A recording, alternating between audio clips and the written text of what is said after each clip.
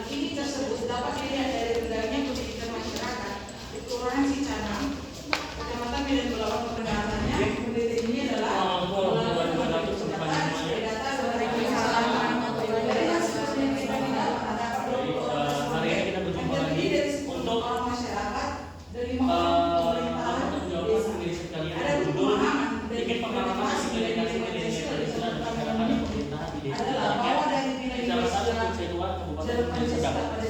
sebelum mulai kita berdoa berdoa dimulai masyarakat dan menentukan bangunan persatuan dan kesatuan bangsa, sehingga potensi kehancuran negara kesatuan Republik Indonesia akan sangat besar. Sebelum memulai, baiknya saya mempertanyakan apakah kalian siap untuk melaksanakan mini riset hari ini? Apakah kalian siap untuk melaksanakan mini riset hari ini? Siap.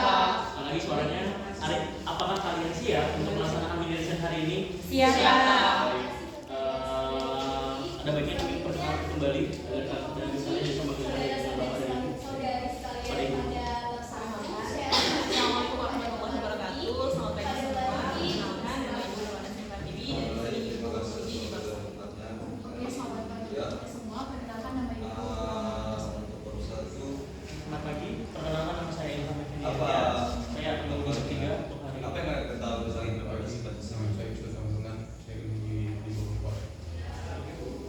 Boleh dulu. Oke, kita mulai riset hari ini. Mohonkan untuk tetap semangat hari ini karena dengan nilai luar biasa yang semalam. Semoga hari ini bisa dapat kembali pada ketua. Silakan baca nama Baik, terima kasih kepada Bapak Dewan Juri. Di sini kami akan membacakan abstrak dari penelitian kami. Abstrak. Laporan mini riset kelompok 2 ini berjudul Tingkat Pemahaman dan Implementasi Nilai-nilai Pancasila pada Masyarakat dan Pemerintahan di Desa Cinta Rakyat, Kecamatan Pertisetuan, Kabupaten Deli Serdang. Mini riset ini akan meneliti tentang bagaimana tingkat pemahaman dan implementasi nilai-nilai Pancasila pada masyarakat dan pemerintahan desa di Desa Cinta Rakyat, Kecamatan Pertisetuan, Kabupaten Deli Serdang. Tujuan mini riset ini adalah untuk mendeskripsikan atau menggambarkan tentang tingkat pemahaman dan tingkat implementasi nilai-nilai Pancasila pada masyarakat dan pemerintahan di Desa Cinta Rakyat, Kecamatan Pertisetuan, Kabupaten Deli Serdang. Metode penelitian dalam mini riset ini adalah penelitian deskriptif kuantitatif, yaitu dengan menggambarkan situasi yang ada pada saat ini tentang tingkat pemahaman dan implementasi nilai-nilai Pancasila pada populasi, yaitu seluruh masyarakat dan pemerintahan desa di lokasi penelitian. Teknik penarikan sampel yang kami gunakan adalah purposive random sampling. Penentuan sampel yang dipilih berdasarkan tujuan penelitian yang ingin dicapai. Adapun teknik analisis datanya adalah menggunakan statistik deskriptif dengan mencari frekuensi dari jawaban responden dengan menggunakan rumus P sama dengan F per N dikali 100%. Berdasarkan data yang diperoleh dalam penelitian ini, tingkat pemahaman dan implementasi nilai-nilai Pancasila di Desa Cinta Rakyat dapat disimpulkan bahwa mayoritas responden memahami nilai-nilai Pancasila dengan baik. Namun, implementasi nilai-nilai Pancasila dalam kehidupan sehari-hari masih belum optimal. Kata kunci, pemahaman, implementasi, nilai-nilai Pancasila, pemerintahan, dan masyarakat. Sekian saya kembalikan kepada Bapak Dewan Juri. Terima kasih dan ketua yang sudah membacakan abstraknya kepada Ibu Guru. Terima kasih kepada Pak Dewan yang menjelaskan saya. Di sini saya ingin bertanya, siapa yang mengerjakan bersatu?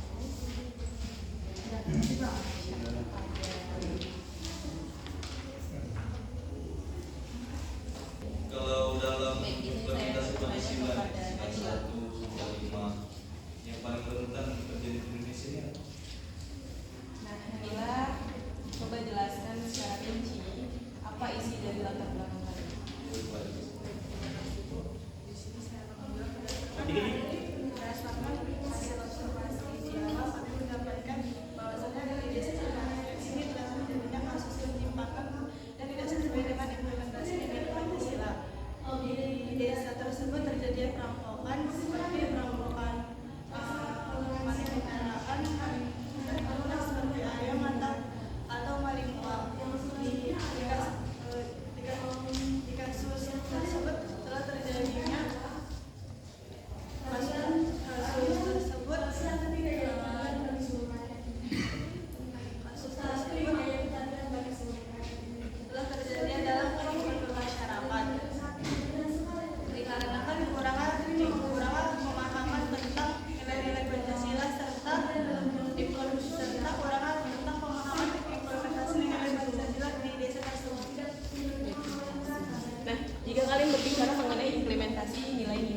Pancasila. Itu ada 5 ya. Ada nilai ketuhanan, kemanusiaan, persatuan, kerakyatan, dan juga keadilan. Nah, di lapangan apa yang kalian temui? Baik dari penyimpangan dalam nilai ketuhanan, contohnya seperti apa? Penyimpangan dari nilai kemanusiaan, contohnya seperti apa? Dan selanjutnya yang ada di masyarakat. Sepakat sekali. Tadi Nadila menyebutkan bahwa perampokan, pencurian, itu menyimpang dari nilai apa? Hal menyimpang yang tidak berkesesuaian dengan nilai apa dalam nilai-nilai Pancasila itu? Kemanusiaan. Selanjutnya nilai yang menyimpang dari nilai ketuhanan.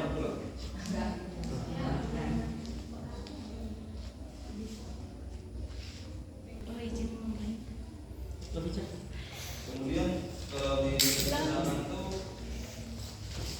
kita bicara negatif dulu. Terima kasih buat atas Apa kesempatannya. negatif yang berbeda Dari dari Pancasila itu, sekarang itu terhadap prinsip Pancasila? kasus tersebut menyimpang apa yang dari nilai membedakan ketuhanan dari yang pertama dikarenakan pengimplementasi Pancasila? karena itu sudah melanggar perintah Allah yaitu Coba kosongkan mencuri, dulu. dan selanjutnya itu pada nilai sila kemanusiaan yang adil dan beradab, karena di situ tidak adanya kita saling menghargai dan kita sudah merebut hak orang lain. Terima kasih. Selanjutnya nilai-nilai Pancasila. Nah, nilai-nilai Coba bisa Pancasila dari jelas mana? dari Selanjutnya yang kalian temui sila pertama. yang menyimpang dari nilai-nilai kelima, nilai-nilai Pancasila itu selain pencurian, Menjalani di desa baik dari nilai persatuannya, kerakyatannya, keadilannya.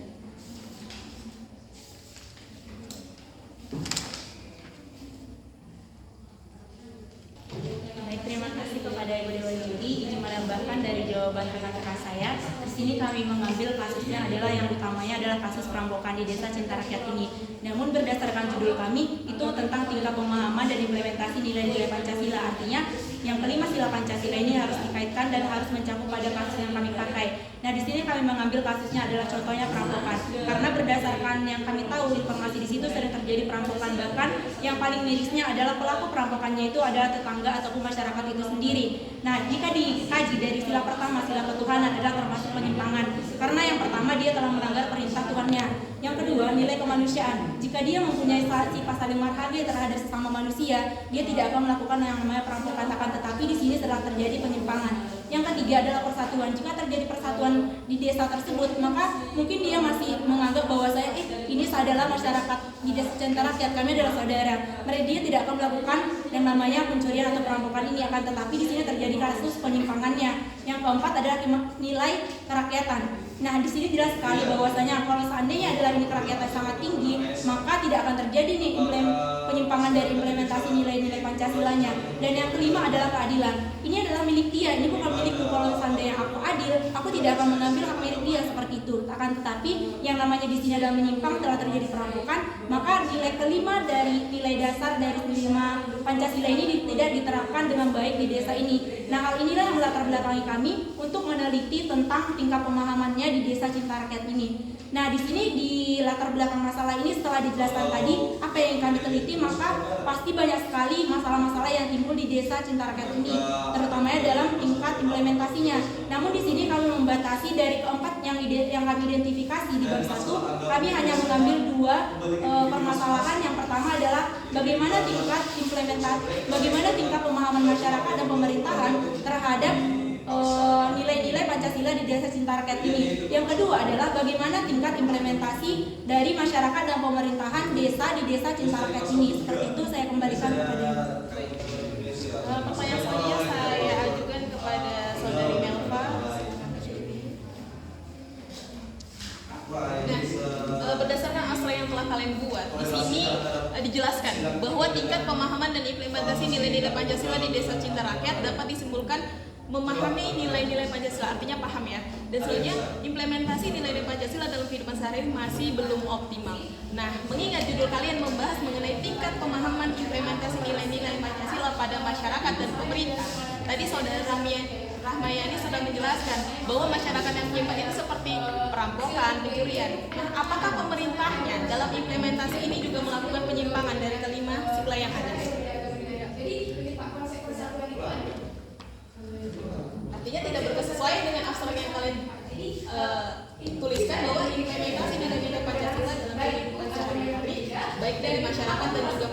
belum optimal.